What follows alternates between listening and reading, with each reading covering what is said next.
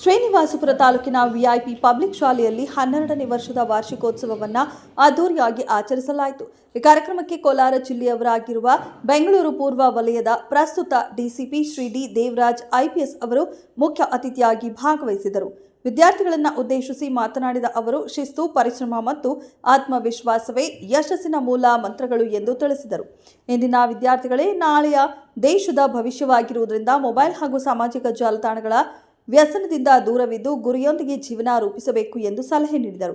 ಕಾರ್ಯಕ್ರಮದಲ್ಲಿ ಜಯದೇವ ಆಸ್ಪತ್ರೆಯ ಖ್ಯಾತ ಹೃದ್ರೋಗ ತಜ್ಞರಾದ ಡಾಕ್ಟರ್ ಬಾಬು ರೆಡ್ಡಿ, ಬಿಜೆಪಿ ತಾಲೂಕು ಮಂಡಲ ಅಧ್ಯಕ್ಷರಾದ ಆರ್.ಎನ್. ಚಂದ್ರಶೇಖರ್ ಅವರು ಗೌರವ ಉಪಸ್ಥಿತರಿದ್ದರು.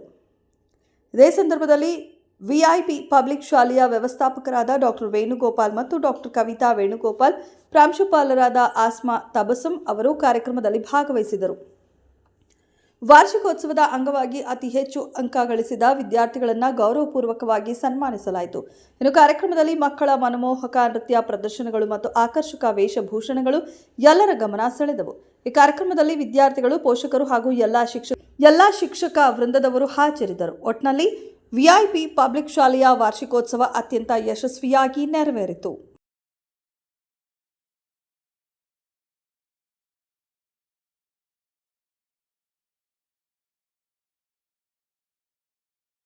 ಈ ಒಂದು ಸಮಾರಂಭದ ಕೇಂದ್ರ ಬಿಂದುಗಳು, ಈ ಒಂದು ಸಮಾರಂಭದ ಮುಖ್ಯ ಅತಿಥಿಗಳಾಗಿರ್ತಕ್ಕಂಥ ಡಿಸಿಪಿ ಹುದ್ದೆ ಮಾಡ್ತಾ ಇರ್ತಕ್ಕಂಥ IPS ಅಧಿಕಾರಿಗಳಾಗಿರ್ತಕ್ಕಂಥ ದೇವರಾಜ್ ರವರು, ಮತ್ತೊಬ್ಬರು ಕಾರ್ಡಿಯಾಲಜಿಸ್ಟ್ ಜಯದೇವ ಆಸ್ಪತ್ರೆಯ ಹೃದಯ ರೋಗ ತಜ್ಞರಾಗಿರ್ತಕ್ಕಂಥ ಡಾಕ್ಟರ್ ಬಾಬು ರೆಡ್ಡಿ ರವರು, ಇಬ್ಬರು ದೊಡ್ಡ ಗಣ್ಯ ವ್ಯಕ್ತಿಗಳು.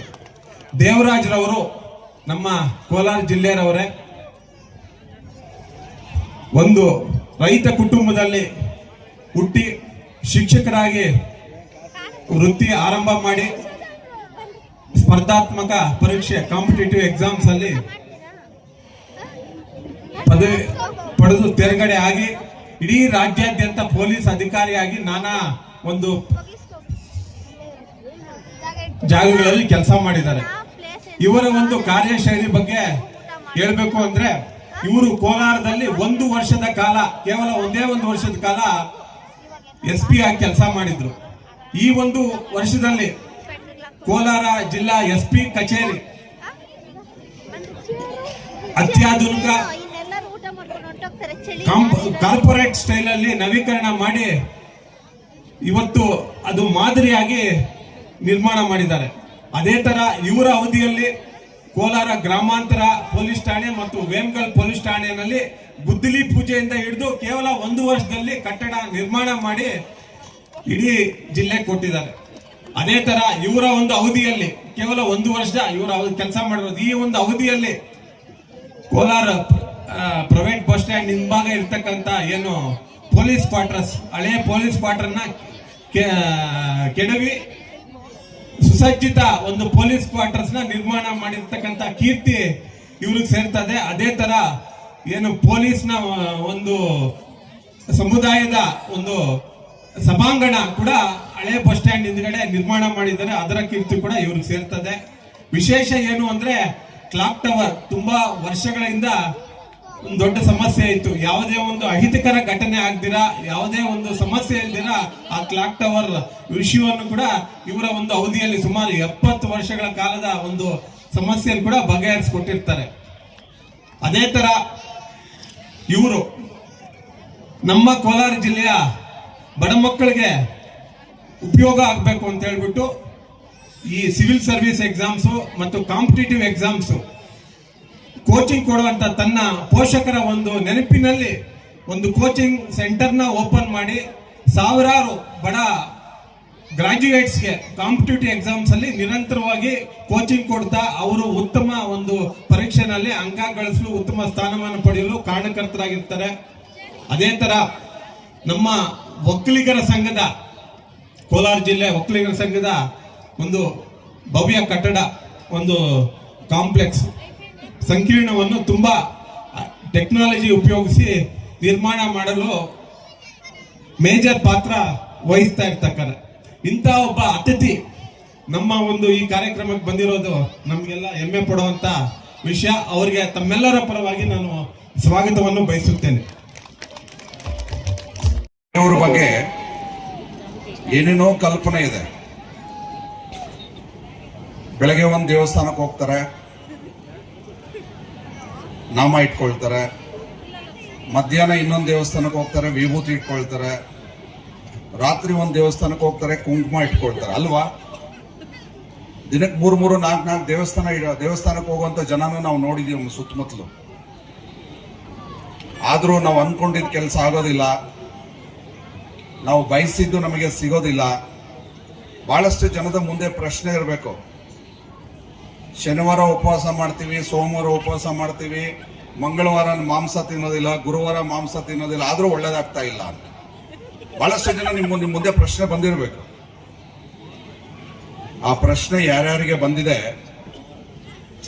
ಆ ಸ್ಕ್ರೀನ್ ಮೇಲೆ ಆಗ್ಲೇ ಮೊದಲನೇದ ಮಕ್ಕಳೆಲ್ಲ ಡ್ಯಾನ್ಸ್ ಮಾಡಿದ್ರು. ಮೊದಲನೇ ಹಾಡಿಗೆ, ಮೊದಲನೇ ಒಂದು ಗೀತೆಗೆ, ಆ ಗೀತೆನ ಹಾಡನ್ನ ನೀವು ಬಹಳ ಮನಸ್ಸಿಟ್ಟು ಕೇಳಿದ್ರೆ ನಿಮ್ಗೆಲ್ರಿಗೂ ಅರ್ಥ ಆಗತ್ತೆ.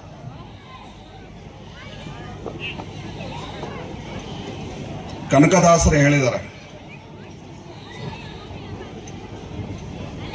ಗಂಗೆ ಕಾವೇರಿಯಲ್ಲಿ ಮಿಂದು, ಗಂಗೆ ಮತ್ತು ಕಾವೇರಿ ನದಿಯಲ್ಲಿ ನೀರಲ್ಲಿ ಮುಳುಗಿ ಕೈಲಾಸ ಸುತ್ತಿ ಎಲ್ಲ ಬಂದರೂ ಕೂಡ ನಿಮಗೆ ಹರ ಒಲಿಯೋದಿಲ್ಲ. ಹರ ಅಂದ್ರೆ ಶಿವ ಒಲಿಯೋದಿಲ್ಲ ಅಂತ.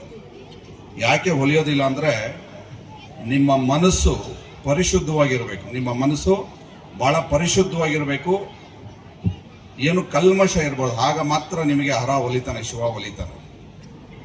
ಯಾಕೆ ಇಷ್ಟು ಪೀಠಿಕೆ ಹೇಳ್ತಾ ಇದ್ದೀನಿ ನಿಮಗೆ ಅಂದ್ರೆ, ಹಾಡನ್ನ ನೋಡಿದಾಗ ಶಿವನ ಬಹಳಷ್ಟು ರೂಪಗಳನ್ನ ಸ್ಕ್ರೀನ್ ನಲ್ಲಿ ಬರ್ತಾ ಇತ್ತು. ಆ ಶಿವನ ನೋಡಿದಾಗ ನಿಮ್ಗೆಲ್ರಿಗೂ ಅನಿಸ್ಬೇಕಿರೋದು, ಅದು ಸತ್ಯ ಕೂಡ, ಆದಿಯೂ ನಾನೇ ಅಂತ್ಯವೂ ನಾನೇ. ಈ ವಿಶ್ವದ ಆದಿ ಕೂಡ ಅಂದ್ರೆ ಮೂಲನೂ ನಾನೇ, ಅಂತ್ಯ ಕೂಡ ನಾನೇ. ಹಾಗಾದ್ರೆ ಶಿವ ಅಂದ್ರೆ ಯಾರು? ಆ ಹಾಡಲ್ಲಿ ಬಹಳಷ್ಟು ಕಡೆ ಪದೇ ಪದೇ ಪದೇ ಪದೇ ಪಂಚಭೂತಗಳು ಅಂತ ಬರ್ತಾ ಇತ್ತು. ನಾವೇನ್ ಕೇಳಿಸ್ಕೊಂಡ್ರೂ ಇಲ್ಲ, ಗೊತ್ತಾಗ್ಲಿಲ್ಲ. ಶಿವಧ್ಯಾನ, ಶಿವ ಪೂಜೆ ಅಂದ್ರೆ ಪಂಚಭೂತಗಳ ಆರಾಧನೆ ಅಂತ. ಏನು ಪಂಚಭೂತಗಳು ಅಂದ್ರೆ ಆಕಾಶ, ಭೂಮಿ, ನೀರು, ಗಾಳಿ ಮತ್ತು ಬೆಂಕಿ. ಇವು 5 ಸೇರಿ ಪಂಚಭೂತಗಳು. ಈ ಪಂಚಭೂತಗಳ ಆರಾಧನೆನೇ ಶಿವ ಪೂಜೆ ಅಥವಾ ಶಿವನ ಆರಾಧನೆ ಅಂತ ಹೇಳ್ತಾರೆ. ಈ ಹೆಣ್ಣು ಮಕ್ಕಳು ಇಬ್ಬರು ಆ ಹಾಡಾದ್ಮೇಲೆ ಹೇಳ್ತಾ ಇದ್ರು, ಎನರ್ಜೆಟಿಕ್ ಸಾಂಗ್ ಅಂತ. ಎನರ್ಜೆಟಿಕ್ ಅಂದ್ರೆ ಬಹಳ ಶಕ್ತಿಯುತವಾದಂತ ಒಂದು ಹಾಡನ್ನ ನಾವು ನಮ್ಮ ಮಕ್ಕಳು ಪರ್ಫಾರ್ಮ್ ಮಾಡಿದ್ರು ಅಂದ್ರೆ, ಈ ಎಲ್ಲ ಪಂಚಭೂತಗಳು ಸೇರಿದ್ರೇನೆ ಆ ಶಕ್ತಿ ಹೇಳು. ಯಾರು ಪಂಚಭೂತಗಳ ಆರಾಧನೆಯನ್ನ ಶುದ್ಧ ಮನಸ್ಸಿನಿಂದ ಪೂಜೆ ಮಾಡ್ತಾರೆ ಅವರಿಗೆ ಶಿವ ಒಲಿತಾನೆ ಅಂತ ಹೇಳ್ತಾರೆ. ಯಾಕೆ ಇಷ್ಟು ಹೇಳ್ತಾ ಇದ್ದೀನಿ ಅಂದ್ರೆ, ಬಹಳಷ್ಟು ತಂದೆ ತಾಯಿ ಅಂದ್ರೆ ಇದ್ರಿ ಇಲ್ಲಿ ನಿಮ್ಮ ಮಕ್ಕಳಿಗೆ ಒಳ್ಳೇದನ್ನ ಹೇಳ್ಕೊಡಿ, ಒಳ್ಳೇದನ್ನ ಕಲಿಸಿ. ಕೆಟ್ಟದ್ದನ್ನ ಮಕ್ಕಳು ಏನಾದರೂ ಅದನ್ನ ಮಾಡ್ತಾ ಇರೋದು ನಿಮ್ಮ ಗಮನಕ್ಕೆ ಬಂದ್ರೆ ಆ ಮಕ್ಕಳನ್ನ ತಿದ್ದಿ ಯಾವುದು ಸರಿ ಯಾವುದು ತಪ್ಪು ಅಂತ ನಿಮ್ಮ ಮಕ್ಕಳಿಗೆ ನೀವು ಹೇಳ್ಕೊಟ್ರೆ ಆ ನಿಮ್ಮ ಮಕ್ಕಳು ಒಳ್ಳೆ ದಾರಿಯಲ್ಲಿ, ಸರಿ ದಾರಿಯಲ್ಲಿ ನಡೆದು ಸಾಧಕರಾಗಿ ನಿಮ್ಮ ಮುಂದೆ ನಿಂತು ಹೆಂಗ್ ಓದಬೇಕು ಮತ್ತೆ ಹೆಂಗೆ ಇದರಲ್ಲಿ ಹಾಸ್ಟೆಲಲ್ಲಿ ಅಡ್ಜಸ್ಟ್ ಆಗಬೇಕು ಸಿಟಿಯಲ್ಲಿ ಅನ್ನೋದನ್ನೆಲ್ಲ ಹೇಳ್ಕೊಟ್ಟು ಆವಾಗಲೇ ಅಲ್ಲ ಪ್ರತಿ ಉದ್ದಕ್ಕೂ ಮತ್ತೆ ನಮ್ಮನ್ನ ಮೆಡಿಕಲ್ ಎಜುಕೇಷನಲ್ಲಿ ಗೈಡ್ ಮಾಡಿದ್ರು. ಎಜುಕೇಷನ್ ಮುಗಿದು ಬಂದ ಮೇಲೂ ನಾನು ಹಳ್ಳಿ ಕಡೆ ಸೇವೆ ಮಾಡಬೇಕು, ಶ್ರೀನಿವಾಸಪುರದಲ್ಲಿ ಪ್ರಾಕ್ಟೀಸ್ ಮಾಡಿ ನಮ್ಮ ಜನಕ್ಕೆ ಸೇವೆ ಮಾಡಬೇಕು ಅಂದಾಗ ಅವರ ನರ್ಸಿಂಗ್ ಹೋಮಲ್ಲೇ ನನಗೆ ತಿಂಗಳಿಗೆ ಒಂದ್ಸಲಿ ಬರೋಕ್ಕೆ ಅವಕಾಶ ಮಾಡಿಕೊಟ್ಟು ಅದ್ರ ಬಗ್ಗೆ ತುಂಬ ಅನುಕೂಲ ಮಾಡಿದ್ದು ನನಗೊಬ್ಬ ಸರ್. ಅದಕ್ಕೆ ಇದೊಂದು ತುಂಬ ಅವಕಾಶ ನನಗೆ ಅವರಿಗೆ ಥ್ಯಾಂಕ್ಸ್ ಹೇಳ್ಕೊಳಕ್ಕೆ. Thank you sir. So and also ಇಲ್ಲಿಗೆ ಬಂದಿದ್ದಕ್ಕೆ ತುಂಬ ಖುಷಿ ಆಯಿತು. ನಮ್ಮೂರಿಗೆ ಅದು ಅದ್ಭುತವಾದ ಸ್ಕೂಲು. ನಾನು ಫಸ್ಟ್ ಟೈಮ್ ಇಲ್ಲಿ ಹೊರಗಡೆ ಬಂದಿದ್ದು. ಸೊ ಹೊರಗಡೆಯಿಂದ ನೋಡಿದ್ದೆ, ತುಂಬ ಕೇಳಿದೆ ಇದು ಸ್ಕೂಲ್ ಬಗ್ಗೆ. ಬಟ್ ಇವತ್ತು ನಾನು ಸ್ವತಃ ನೋಡಿದಾಗ ತುಂಬ ಖುಷಿ ಆಯಿತು. ಯಾಕೆಂದರೆ ಇಲ್ಲಿ ಇಷ್ಟೊಂದು ಅನುಕೂಲ ಇರುವಂಥ ಶಾಲೆ ನಮ್ಮದ್ರಲ್ಲೇ ಇದೆ ಅಂತ ನಾನು ಊಹಿಸಿರಲಿಲ್ಲ. ಮತ್ತು ಇಲ್ಲಿ ಅನುಕೂಲಗಳು ನೋಡಿದ್ರೆ ಬಿಲ್ಡಿಂಗ್ ಆಗಲಿ ಅಥವಾ